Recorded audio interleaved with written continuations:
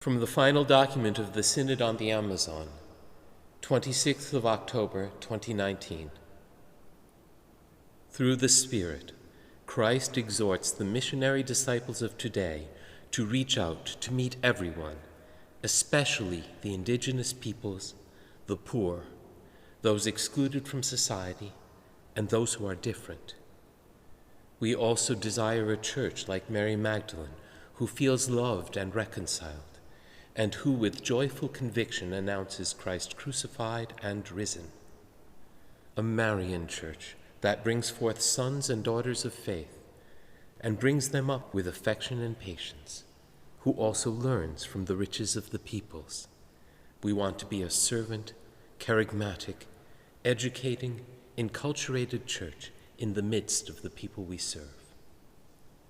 Our multi-ethnic, multicultural, and multi-religious reality demands an open attitude of dialogue, fully recognizing the multiplicity of interlocutors, the indigenous people, the river dwellers, peasants and Afro-descendants, the other Christian churches and religious denominations, organizations of civil society, popular social movements, the state, finally, all people of goodwill who try to defend life, the integrity of creation, peace, and the common good.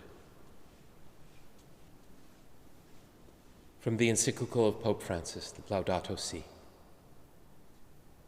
There is a need to respect the rights of peoples and cultures, and to appreciate that the development of a social group presupposes an historical process which takes place within a cultural context, and demands the constant and active involvement of local people from within their proper culture.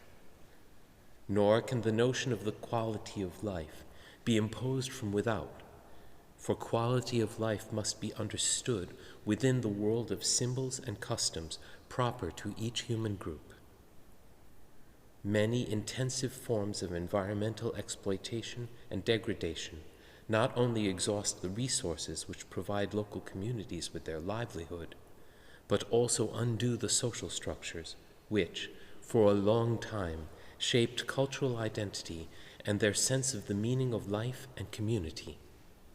The disappearance of a culture can be just as serious, or even more serious, than the disappearance of a species of plant or animal.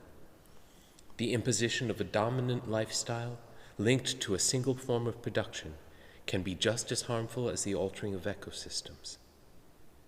In this sense, it is essential to show special care for indigenous communities and their cultural traditions.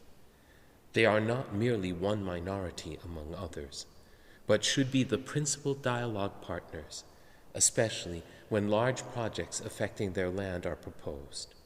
For them, land is not a commodity, but rather a gift from God and from their ancestors who rest there, a sacred space with which they need to interact if they are to maintain their identity and values. When they remain on their land, they themselves care for it best.